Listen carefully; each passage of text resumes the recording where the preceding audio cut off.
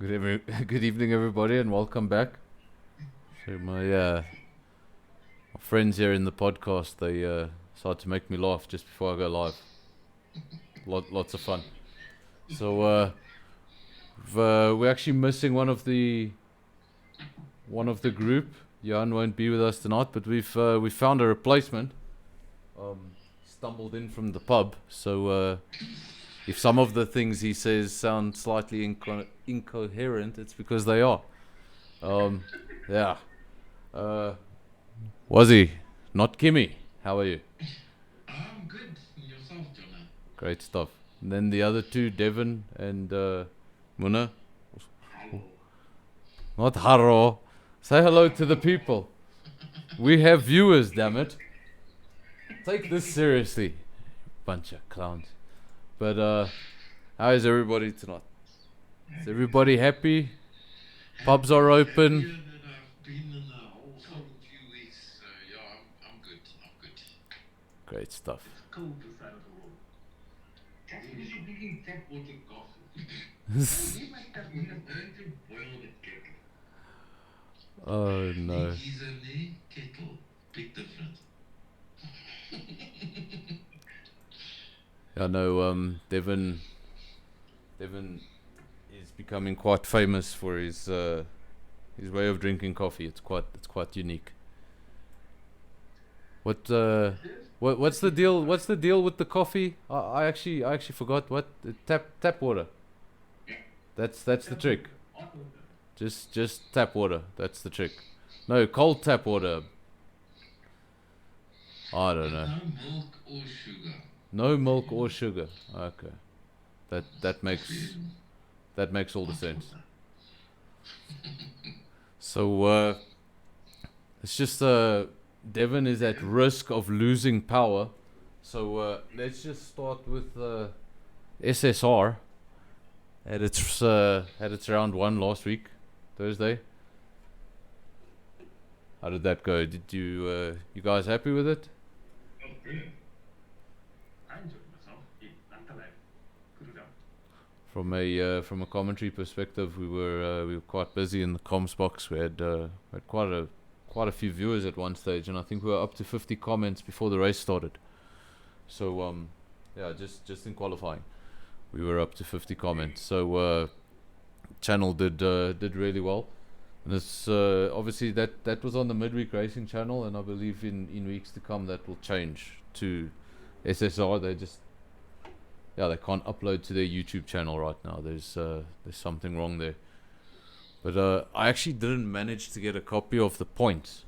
So Devon, do you have a points after round 1? I do. I actually have it on Discord. I probably should have gone and looked on Discord, right? What's that? The one that's on screen right now is that This is TnB. after round. Which one? This is let me just go and double check. I'll take that down real quick. Let's just oh, look at that, it changed. Oh wow, I've done something very wrong here. But oh yes, there's the problem.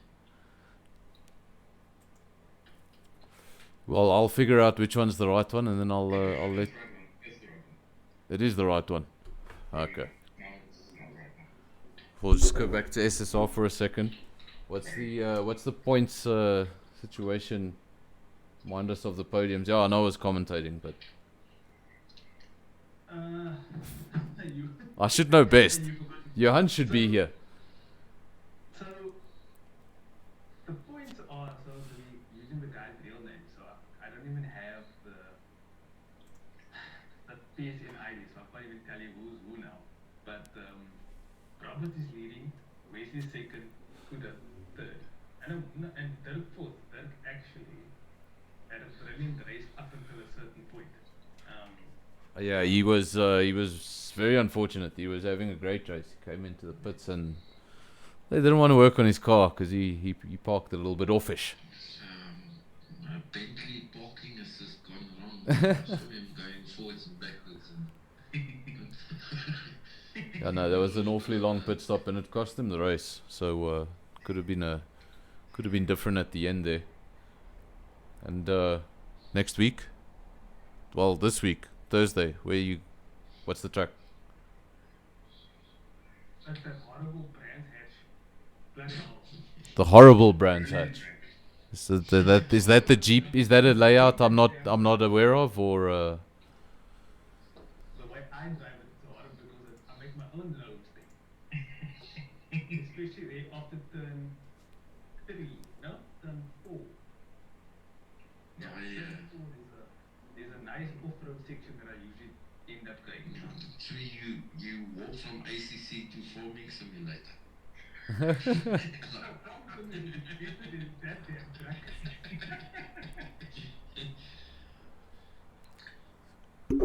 So off to Britain next week, and then obviously in TnB, going over to TnB, which happened on Friday. Well, I didn't finish, so it's all a bit of a blur. But Muna, Wazi, what did you think of the race on Friday? Yeah, not quite the result I was looking for, but it was good hard racing. You complaining about being on the podium? No, look, I was trying, really, I was pushing to try and, to win the race, but didn't get the result, but yeah, good racing, all round. Now, are those the correct points, Muna? Yes. You're sure? Yeah. Okay. There we go. So. I did a lot of prep, so I really know what screen you're watching. Okay, so there's your TnB There is a new one. your TnB points. Obviously, ILR Matt. What was the name we came up with for him? Can't remember. Matt Hamilton. Yes, Matt Hamilton. There we go. He leads 101.5 points, and then not Kimmy, 83.5. So you're in second, and then Rob's still holding on to third. No, you'll see the updated one just now. You've got both. Have I got both? Yeah, you got both. Okay, so let's see. Now it'll change now. So let's see. That's the one.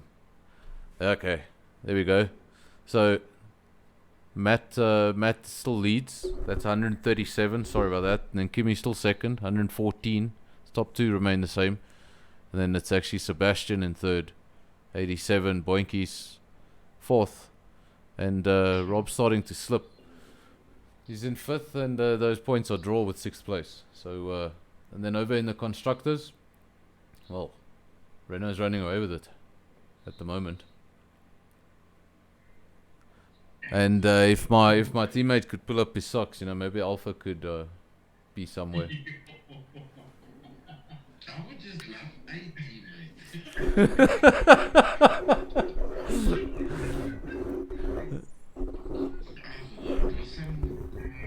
One of the infamous brothers. Boys, Yes. GG Pickle, and then I know the vet subbed for me for the race. But yeah, I don't have a permanent teammate, and it's Christian Horner, make a plan, buddy. You need to get in there and Has Red Bull got to the point where no one will get in that second car? It's just like, you want me to do what? No. I'll stay here at AlphaTauri. yeah, I need to sweeten the deal somewhat. I don't know, give away some free beers. Eventually it's gotten so bad they can't even get a driver to. Then Red Bull in second, Alpha still hanging on to third, McLaren fourth. They've been having a few double finishes, so yeah, we need to get our act together. I need to get my act together. I need to finish a race. I'll you know what? If I get pole on Friday, then I don't need to finish because I got 6 points. Oh, I heard a little bird singing to me down the grapevine that Zandvoort, it's looking good for old Fernando there. Illegal Alpha Power Unit. We had a meeting with him yesterday. Yeah, where he obliterated me in the timesheets just to prove a point. But it's fine. Because we know in qualifying things change. Oh, yeah. It's also, it's a technical track and one slip can cost you the race there, definitely. Yeah. So I think there will be, instead of Russia with a lot of time penalties, I think we're going to have quite a few DNFs. Yeah, I think obviously it's a very new circuit. The guys won't be familiar with it, and then depending on how much time the guys have actually put in, I think it's really going to show. Yeah. It's really going to show. Did a few laps yesterday. Didn't overdo it, but did about 30 laps yesterday, and it's a track. It's a track I can It feels like I'm getting in tune with the circuit. Whereas at Vietnam, I never got in tune with that circuit. Right up until the race, I was still not liking the circuit. So far so good. It's a fun circuit to drive. It's like a real roller coaster type feel to it, and very technical to game time. But yeah, It really feels great in like you say, the whole roller coaster thing, especially Sector 1. But I'm trying to picture Sector 1 with 19 cars around me. oh yeah. And that's where I get concerned, because some of those corners you're like, I don't quite know where the apex is. I just sort of throw it in, and I don't know. Yeah, it's a bit blind. And the race starts at every circuit, but to be consistent at this one, to drive well for 50, 60 laps, it's going to be a toughie. And to make It's gonna be a toughie. has anyone checked yet? Actually, what is okay? We haven't had a Grand Prix there, an actual Grand Prix. So what is the full race distance? 50 something. Well, it's a short lap. It's It 1 can easily minute. be 70. I'm thinking now something like Hungary, like 68 to 70 or Okay. something like that. Oh, back when we had a Grand Prix in South Africa, I think it was 78 laps around Kyalami. It was quite intense. But the track was a bit shorter than it is now. Right. So Well, let's. Kyalami 9 hour was also quite intense. It wasn't measured in laps. No, that wasn't measured in laps. It was 9 hours of cars thundering around our little orange gazebo. And then at night, the orange gazebo was louder than the cars. So that was quite the day. Hope we can repeat that sooner than later. I've got a question. Yeah. To the guest guy, I know I'm a guest tonight as well. Was he? Yeah. What? He seemed perfectly fine. Now, a few minutes ago, he was talking about completely other things. It's like he switched. What happened?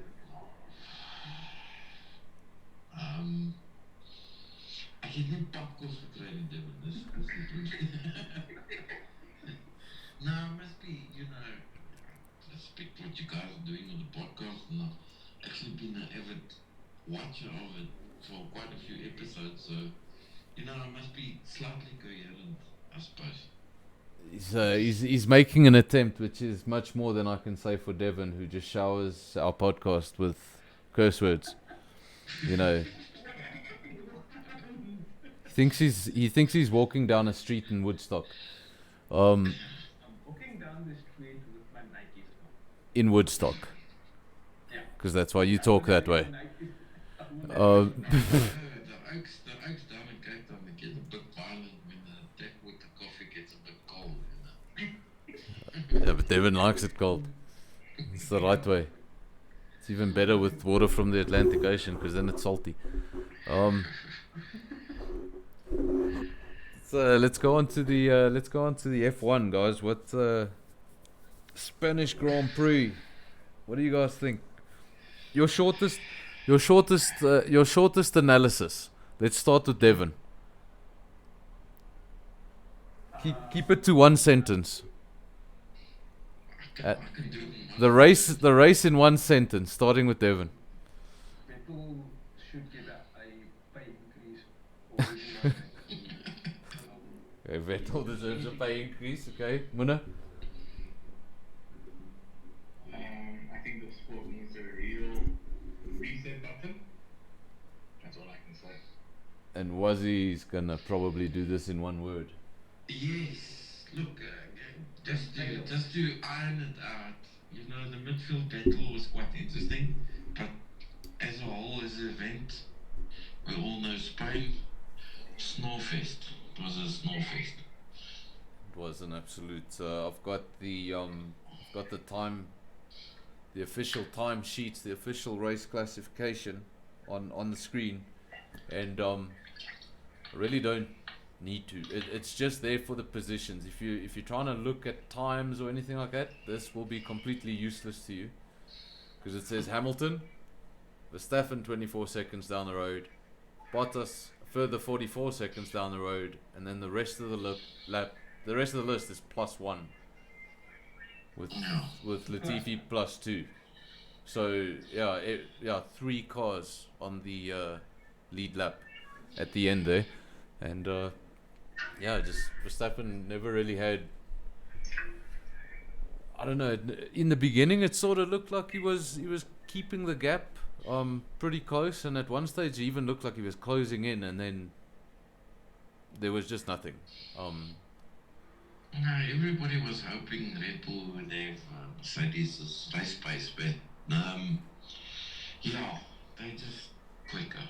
Naturally, they're quicker. So he did a good job to beat one Mercedes. So to be just 20 seconds down after the whole race, he did well.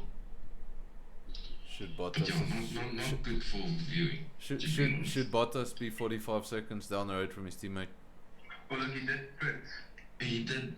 Yeah, okay, yeah, the extra. So you can So if minus that 20 with if you probably add about 20 seconds. Still 25 seconds down the road from his teammate. It's not good.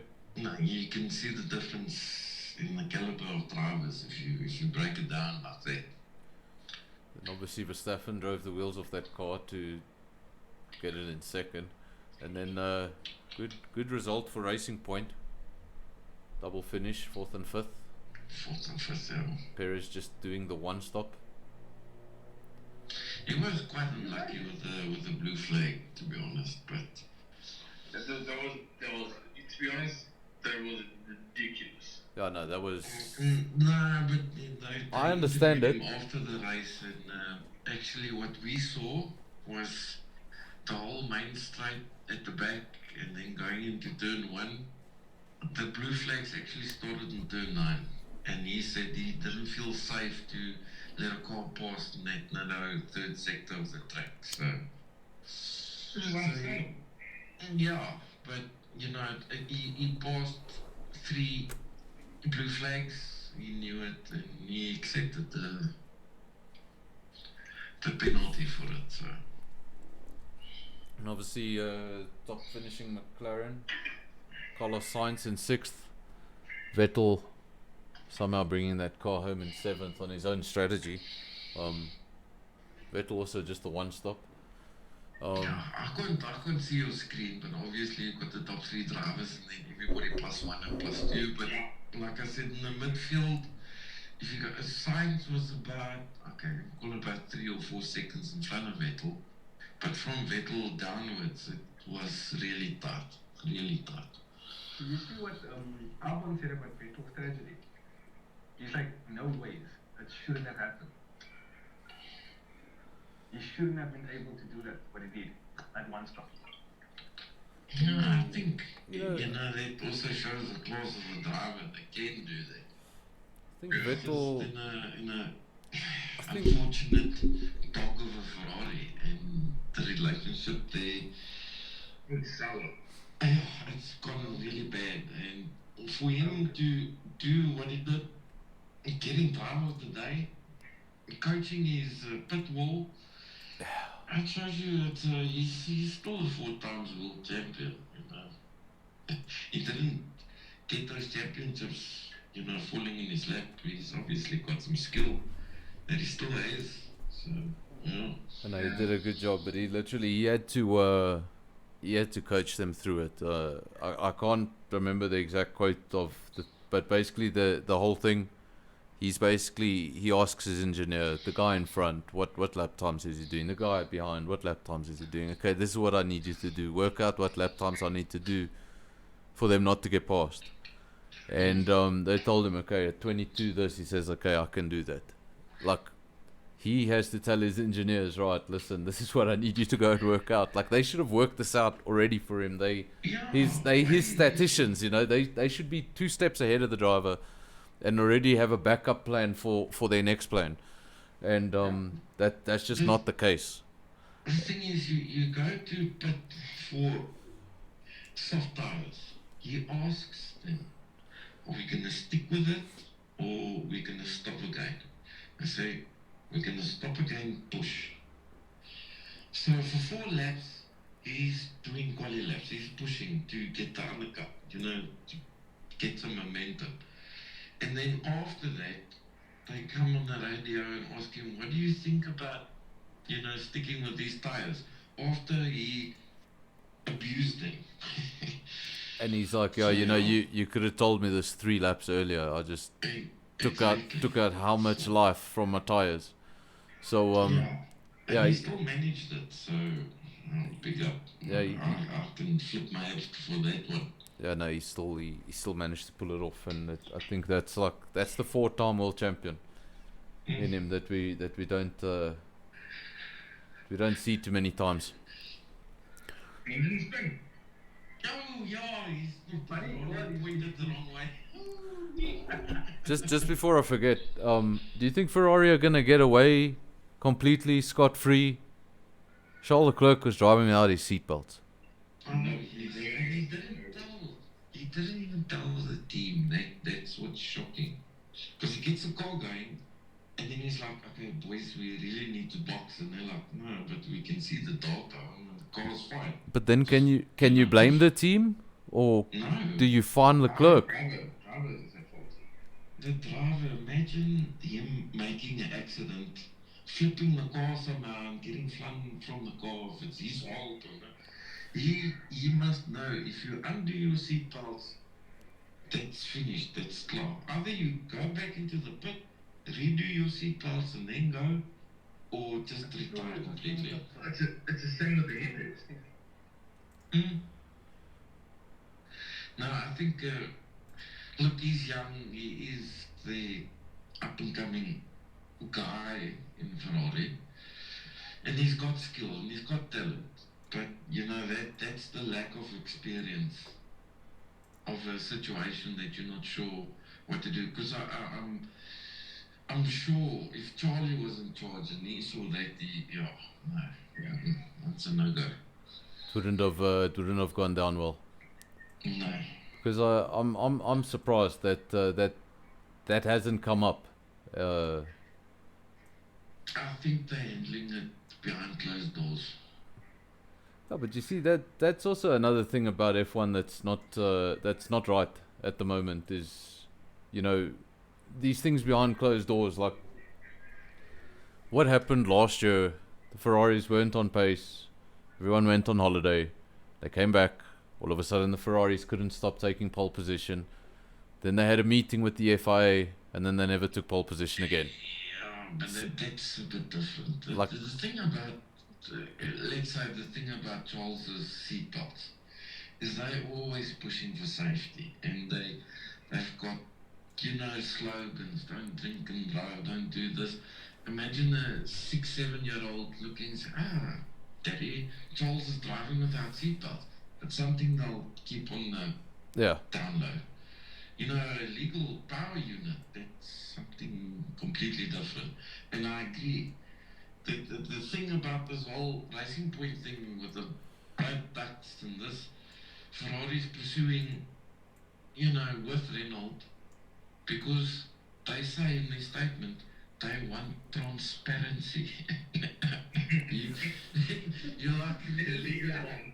It's like wow. it's like of all teams, do you really think you are in the position to use that that Exactly. like really transparency?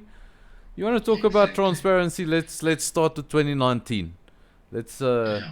let's discuss why every time the Ferrari started up there was black smoke. What were you burning exactly? Let's explain that and then we'll talk about transparency. I watched a whole tech bit that I found. With there's a lot of clever people in Formula One, and they sort of knew how they bypassed it. I said between the fuel tank and the fuel flow meter, and where the actual fuel combusts with the pipeline, you could store an extra 2 liters in the car in the pipelines. Now they figured out that Ferrari was like they had a way of burning that fuel without anybody knowing. So they changed where this fuel flow meter is. It's right next to the power unit now, where the fuel combusts. And instead of having 2 liters of fuel in the pipeline, you've got something like 300 milliliters or something. So they can't burn the fuel like they used to legally. You know what I'm saying? So I won't say it was legal. It was almost It like a wasn't loop. legal, It was like a but loophole there that was got no- closed. Yeah, exactly. Was- That's exactly what you're saying. It's a loophole they found, they took advantage, and now it's been closed because everybody like noticed there's something not lacquer. Something wasn't right there. But now I want to get on to MotoGP. But just before we do, Toto Wolff. I don't know, Wazzy. I told Munna and Devon earlier, but I don't know if you've heard this. Have you heard regarding the Party mode. the party mode, the qualification? Toto Wolff basically came out with a stern warning to the FIA, saying that they are targeting Mercedes and this is going to backfire badly. You know why he's saying that? He says that Because- without the party mode, he says we can do more in the race and Yeah. we will have more power in the race. I won't say more power. The thing is, if they put in that regulation, Yeah, Mercedes' average power is more than other teams. So if you put everybody in the same footing, the teams that can't use party mode is gonna fall away more without it than them. So it's not that them being stronger. I think they won't lose as much performance as the other teams are going to. So I'm with him. I think if they take that away, you're gonna get teams like Renault, McLaren, going backwards. those Going backwards guys, rather than midfield, catching Mercedes. Solid midfield will fall away completely. Honda as well. Red Bull will probably also suffer. They will So, probably the yeah. gap will rather get bigger than smaller, and Yeah. that's the opposite of obviously what they want to achieve. What they want, yeah. And Well- you can't just tell Mercedes, listen here, you can't use party mode and everybody else can. No, you can't. So, yeah. I say just, if you want to bring in a regulation like that, do it between seasons. You can't do it mid-season. Let's bring up the drivers' points. No surprise who leads. Lewis Hamilton, 132 points from Max Verstappen in second. And Max is currently runner-up in a Red Bull. It's impressive. And then Yeah, Bottas in it is. third. Leclerc, don't know how, but he's still holding on to fourth. Then you got Stroll, Albon, Norris, and Perez. So actually, the racing points, the drivers didn't lose any points. It was only the team. So it's also a weird one. I don't know if one rules. No, you can't penalize a driver if the team's done something wrong like that. You'll see, even though with this whole court case going forward, they'll probably, if they find something wrong and they penalize Racing Point, they'll penalize Racing Point and exclude them from the championship and not the drivers. The drivers will still be able to get points. Just like 2007 with the whole McLaren thing. Spygate. Yeah, they got excluded from the championship, but Lewis was still able to fight for the championship. Yeah. Mm. Who knows if that's what won him the championship, because they were all behind. They had fraudulent documents in their possession, and they argued that they didn't use that information, but the FIA said if you used it or not, you're still in possession of it, and they got excluded, which is obviously fair. They couldn't really fight. They were fighting that, okay, the team gets penalized, but not the drivers. That's why that time Alonso and Hamilton were still able to carry on with their battle for the championship, which Kimi took, by the way. Just a look at the constructors, and they're actually quite scary. Mercedes-Benz 221 points, lead from Red Bull 135, and then there's quite the drop. Racing Point in third, 63 points, really close in the midfield. McLaren 62, Ferrari 61, then Renault 36, AlphaTauri 16, Alfa Romeo just 2 points. That's a team that's going backwards. And then Williams, unfortunately, no points for them yet this season, and Haas just the one. You can't see it because our podcast banner is covering it, but I assure you Haas has got one, and Williams Williams is yet to get off the mark. Wouldn't it be great to see Russell get his first point? Good. Yeah. But where? And guys aren't retiring. The cars don't break down like they used to. I think the hybrid era has just been around for so long that they've pretty much perfected it in terms of reliability. You know, Formula One's Formula One, and you just need one circuit like last year, Hockenheim, where it rained and all pandemonium, and Williams scored a point in that, right? Yeah. It wasn't Russell, but Wasn't Russell actually? and Yeah. with the calendar we've got now that's growing, Portimao, dude, anything can happen still. Anything. On the topic of Portugal, I see World Superbikes have announced their finale, and their finale will be at the Circuit de Estoril in Portugal. So there'll be two. Estoril. So Yes, there'll be four. Well, they've already had 2 Portuguese rounds in Portimão, and they'll have another 2 rounds at the end of in October, I think, at Estoril, which used to be the venue of the Portuguese Grand Prix up until 1996. Yes, 1996. Yeah. So they've also been missing a Grand Prix for quite some time, but we've been waiting 3 years longer. By the way, 1993, folks, 1993. More likely to get a GP a GP before we get a Formula One. So we can move over onto the MotoGP. Did any of you guys watch Moto3? I did, not the whole race. I caught like 3/4 of it. I must admit I tend to skip Moto2. It's just I watch Moto3 for Darren Binder, and then obviously GP. But yeah, I did watch that race, and I'd love somebody to tell me why he can't qualify.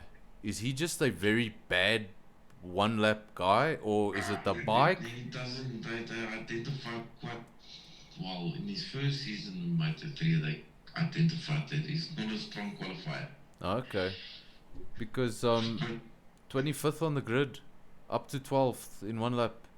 Yeah, that's why they tend to stick with old Darren, is because it doesn't matter where he qualifies, he's going to be in the fight.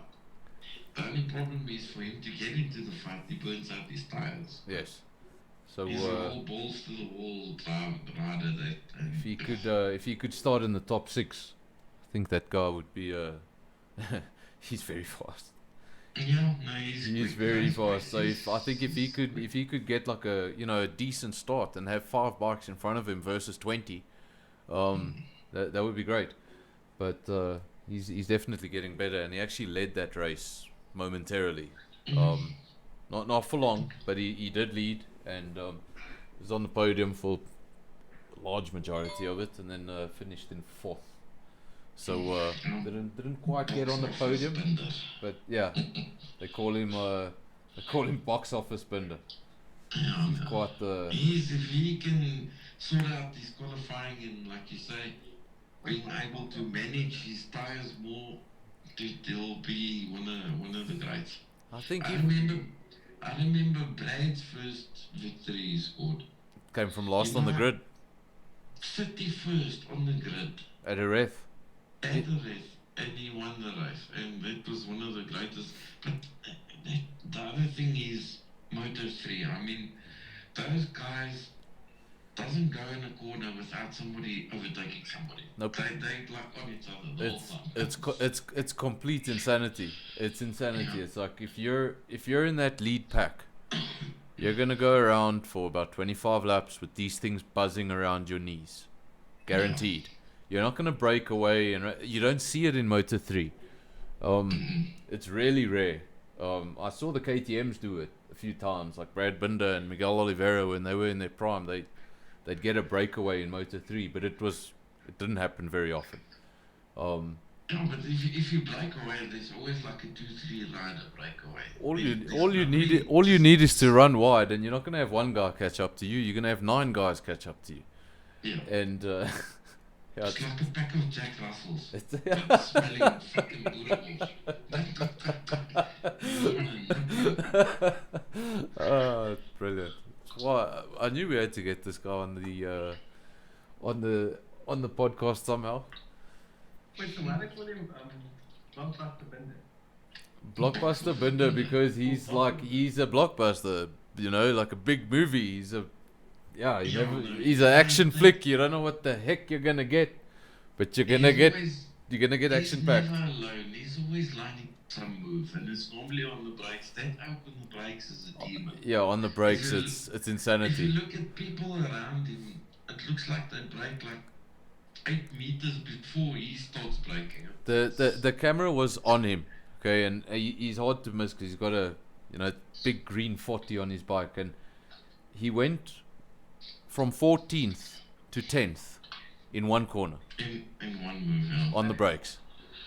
So it's insane, and I hope he can start getting some podiums, and if not wins, some podiums, and hopefully a Moto2 contract will be on the horizon. I know he's been on podium sitter before. I think twice. Once. Sure, but I know he was on the podium before. Unfortunate thing for Brad is Darren has had he's had a KTM Red Bull ride, and he did not do very well that year at all. So and then they didn't renew it, and now he's back at a satellite team. So I wonder if he rues that opportunity, but especially with they got a guy to come in right at the end of the season. Darren Binder had no teammate the whole season. He was just the sole KTM, and then last race of the season, the guy who won the Rookie Cup, they got him on the second. They put a second bike, that Anku. Yeah, they got the Turkish they got a second bike, and they were like, right, for winning the Red Bull Rookie Cup, you're gonna ride a Moto3 today. So he did the finale in Valencia, and he won. And he won it, and it was in a wet track. And he won it by very, very far on a wet track. And Darren Binder looked a bit silly because it was like, what's wrong with KTM this year? They're useless. And then all of a sudden, it's like, oh wow, that's not good. So I hope he can sort that out, and the only way he can is with some results. So he just needs some experience, the lad. He'll get there, I'm sure. Then obviously the MotoGP. You guys enjoy it? Fun as always. The man who departed his factory team won the race. Well, yeah, he departed. I don't think he was. Well, I've been following that story, and yeah, he didn't get fired. He basically told Ducati, boys, I'm done with you oaks. He hasn't even lined up another seat yet. Yeah, with no He just idea. said, No idea what he's doing. I think it's a typical like Ferrari, Ducati, Italian type of problem. They just fell out of love with each other, and he was like, I think the relationship broken down. What would happen if Dovizioso went on to win this championship? I would love it. I would love it. I think he deserves it. A champion with no ride? Where would he go? Well, I would look. To be honest with you, what I'm thinking, if I was in charge of a MotoGP team, I know Petronas Yamaha has not confirmed Rossi yet. I'm not sure if they want to take Rossi, because if Rossi moves, he takes his whole crew with him. And That's right. they're not too keen on it. And I mean, you want the experienced guy next to Quattraro. So, well, he's going to actually the factory Yamaha. Yeah, he's going to the So, factory. yeah, I would, if I was Petronas Yamaha, I would really look at the Virtuoso. And it's probably one of the manufacturers he hasn't ridden for yet. Yeah, he's been on a Repsol Honda. He's been on a Honda. He's been quite a few. On the what I understand from that Petronas Yamaha, that is gonna be Valentino Rossi and his brother, from Moto2.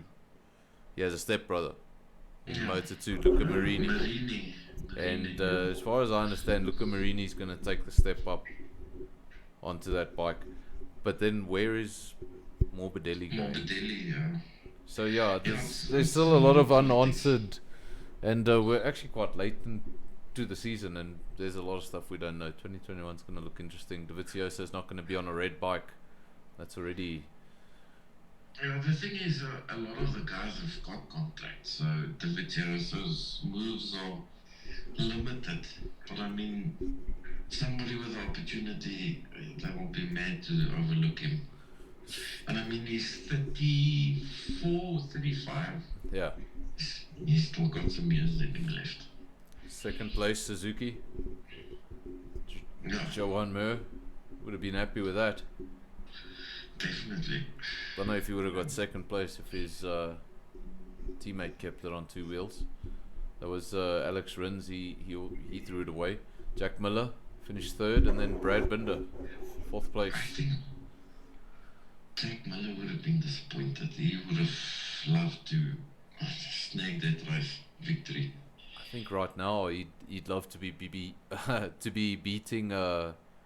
Dovizioso on every chance he gets. Oh yeah, no, you would want that victory, right? They linked him to Petrucci because Petrucci is obviously leaving. Petrucci, So he was targeting that seat, but like if you look at it, there's two open Ducati seats.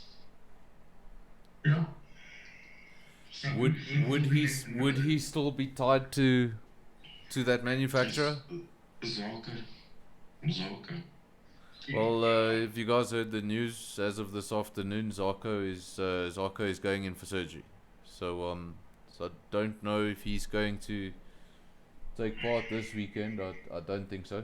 But Zarco is going in for surgery. We saw those incidents. Next one on the list was Valentino Rossi. After that, he actually finished fifth. I don't know if I would have gone back out. I probably would have gone into the pits and cried for half an hour. That was. You saw when those pictures where they showed him where he was Should I? in the box, he was shocked. He was really shocked. I would have been as well.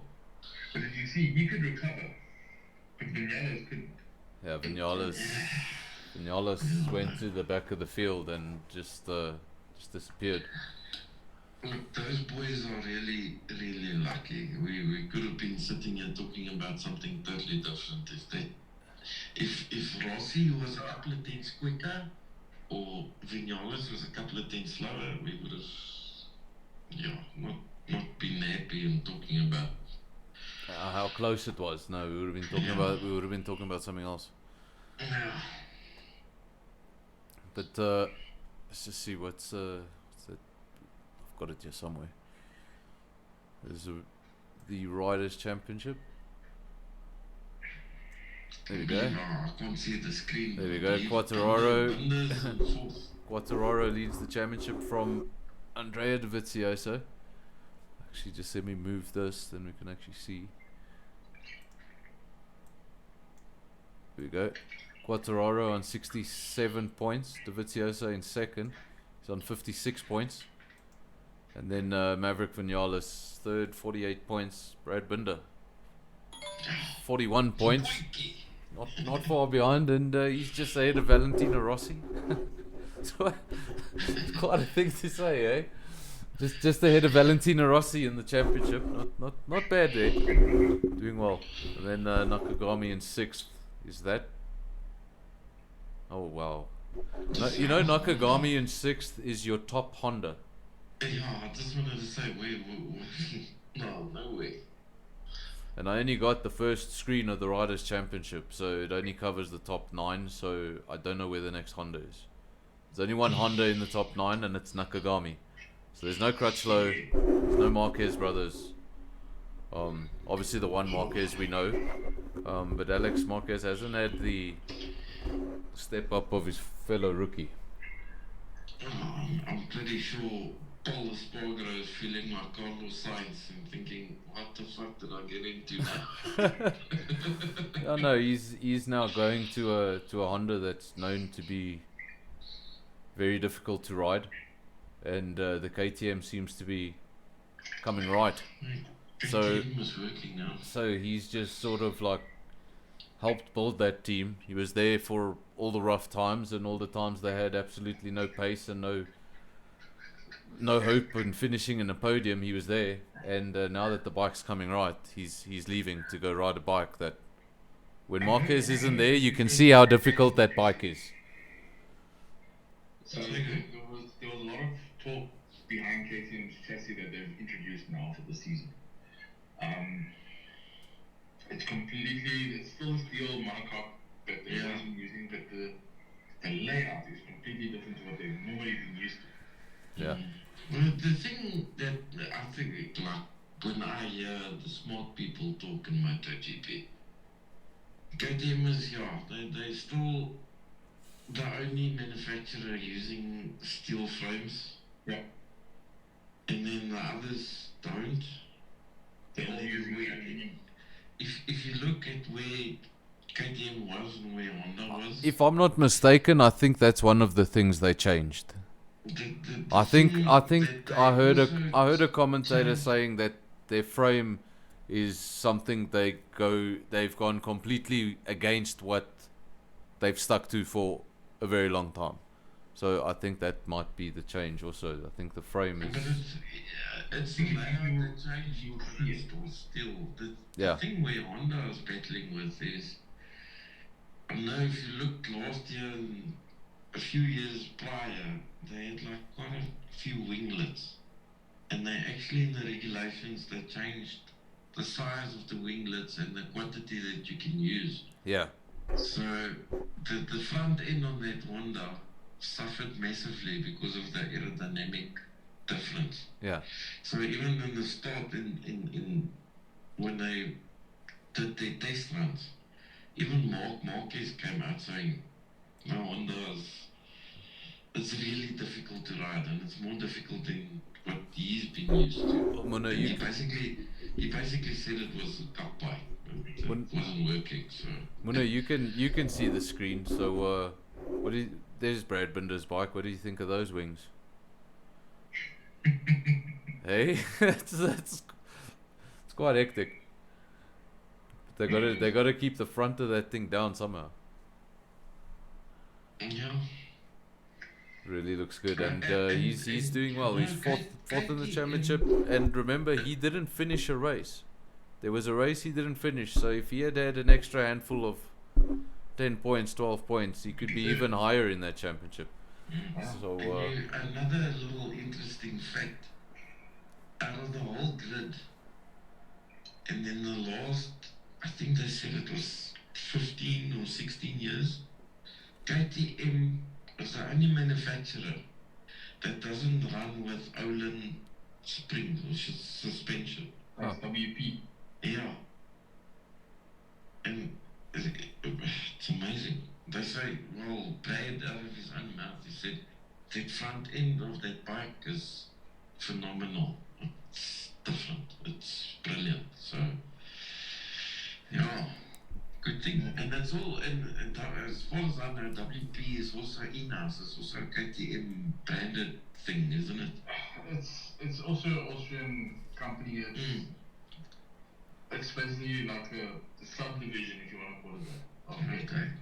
But I know that WP is in-house at the moment. They're based at the same factory as KTM for the MotoGP bike. So that makes a huge difference, I think. see that the second KTM's not even in the top 10 of the championship. So Spargo is not making the most of it, and Brad just seems to be understanding that bike very well. I think Binder is probably the reason why Spargo is joking a little bit. But anyway. Might be. Is Mr. Ali still with us, or? I'm not really sure. The guy's gone. Yes, I am, but I can't speak with MotoGP, so shut up. I don't have anything to say. This guy's the worst prepared.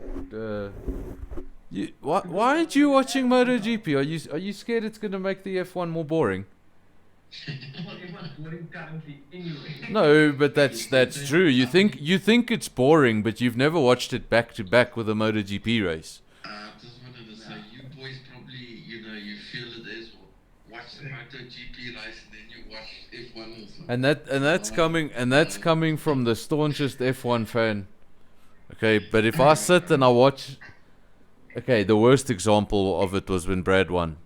Okay, we sat here. I couldn't. You don't even describe it as sitting on the edge of your seat because I wasn't sitting down.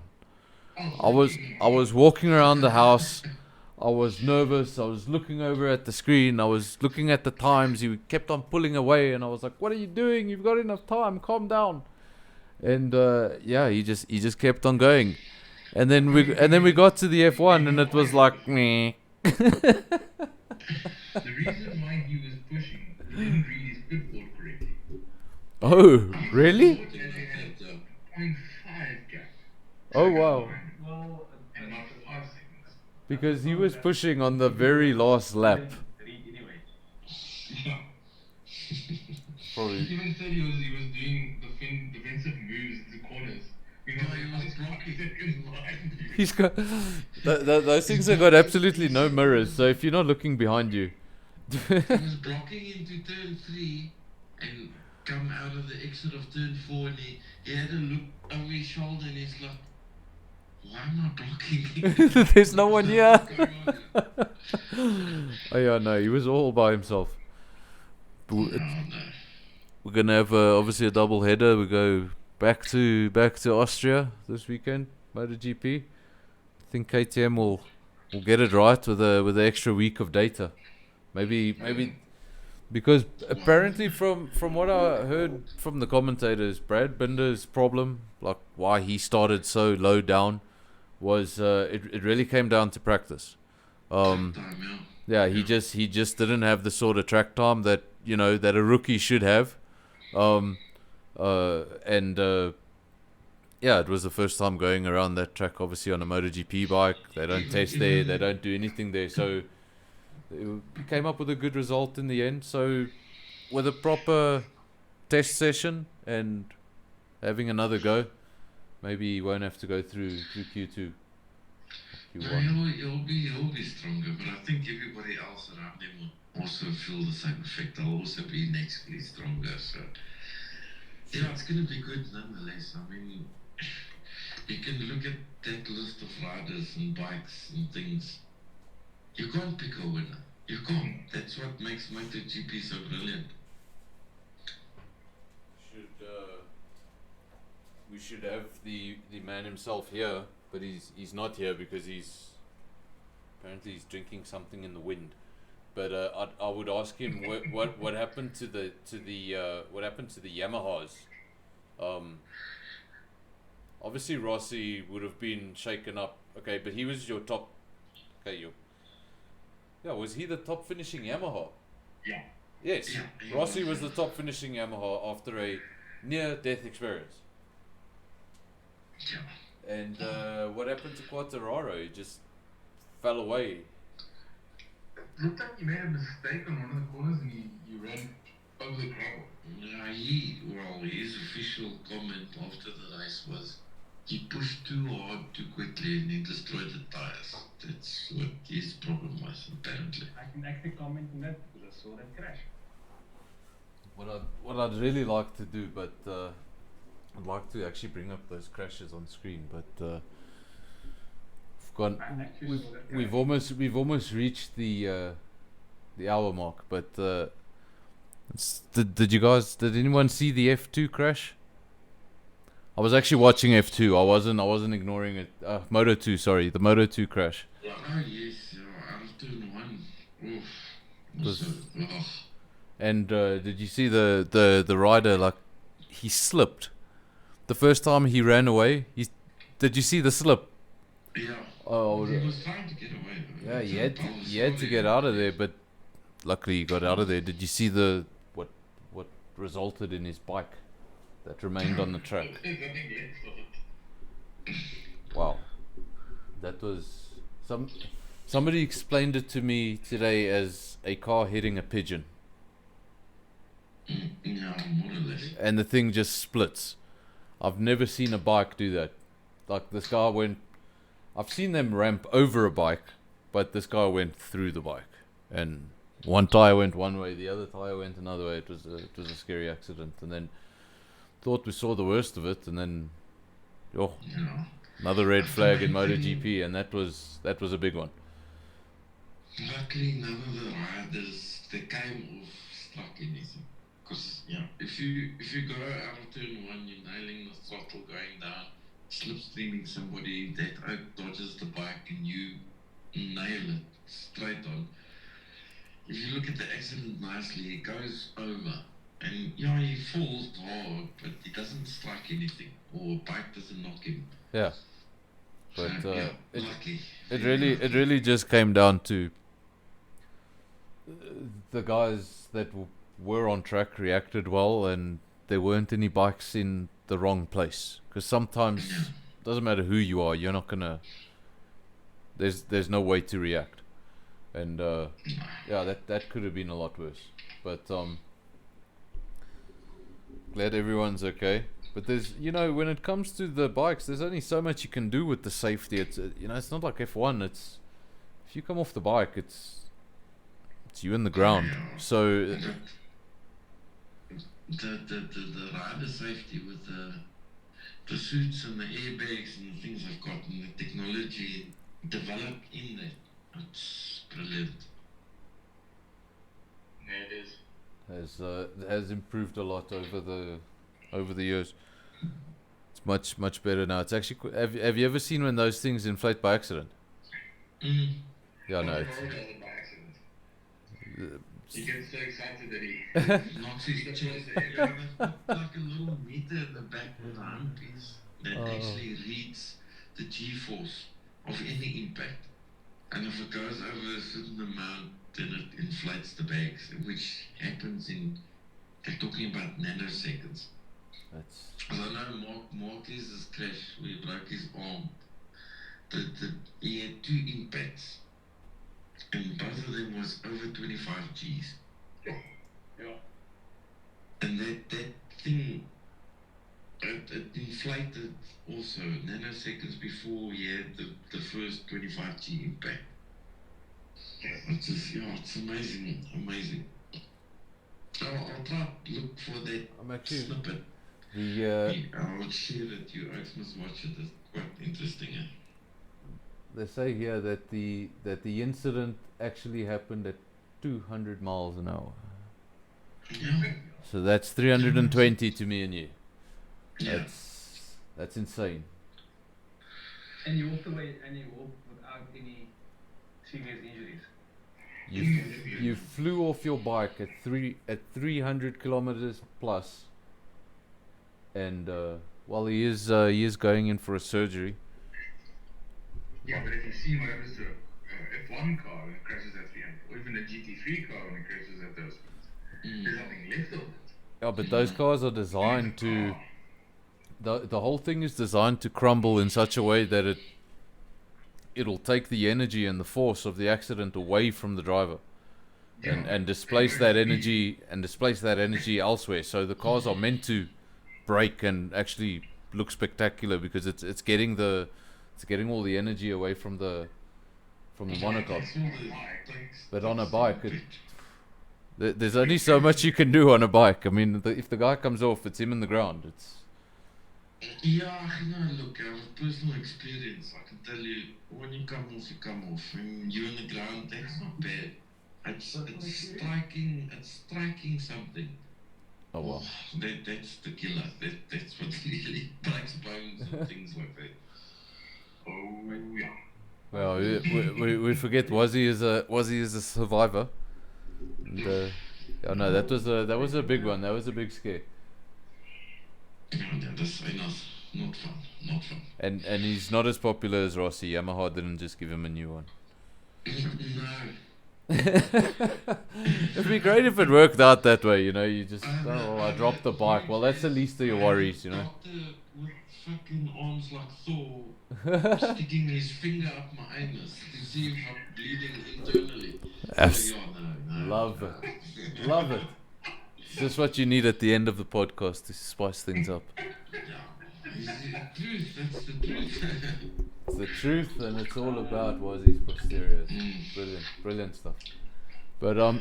I think we'll end on that note, because I mean I don't think we could get much worse. I don't think the topic could go any further south. I mean, the guy just mentioned his. So You keep some coffee. I joke especially when like Marcus fell. When he fell, I said, look at that guy. Marcus just fell and broke his anus. I know the feeling. I'm not joking, I think you're referring to your coccyx, but was he? Yeah, no, that's a little bit higher up, and it's something else. But Broken is broken. I have to explain biology to this guy one day. But and you'll explain to me the science of brewing beer. Yeah. Guys, gonna say our goodbyes. Muna, Thank you very much. Devon, who was silent. I'm not sure what Devon was doing. I think he's thinking up his next coffee. So can see the kitchen from here, and he's eyeing out that tap. He's like, right, it'll be me and you. You know, he just takes a glass, fills it a quarter with coffee powder, fills that up with tap water, and he's ready to go. You just grab a hole to the pot so that it's easier. And that's the coffee he has at the end of the night to help him sleep. You don't want to see what he has in the morning, because that requires a blender. But you're not supposed to crush the coffee beans in a blender and then just drink the crunchy bits, Devon. Just put it in a smoothie though. Like 3 teaspoons. With 3 teaspoons. No, I'm talking 3 bags of coffee beans. That's a Devon. We call it a Devon shake. There we go. Sort of like the Seb spin. Not that there's anyone here related to Seb in any way, like his name or something like that. Guys, thanks a lot. Wazzy, thanks for joining. Thanks for having me. It was a blast. We'll upload this on YouTube, and if you're ever bored at work, you can listen to yourself rambling and You can even hear what you said right at the end of this. And you'd be like, oh, wow. What did I say? Talking about my anus. Yeah, that's right. I would lovely outplay it for my boss. Oh, cheers. Thanks a lot.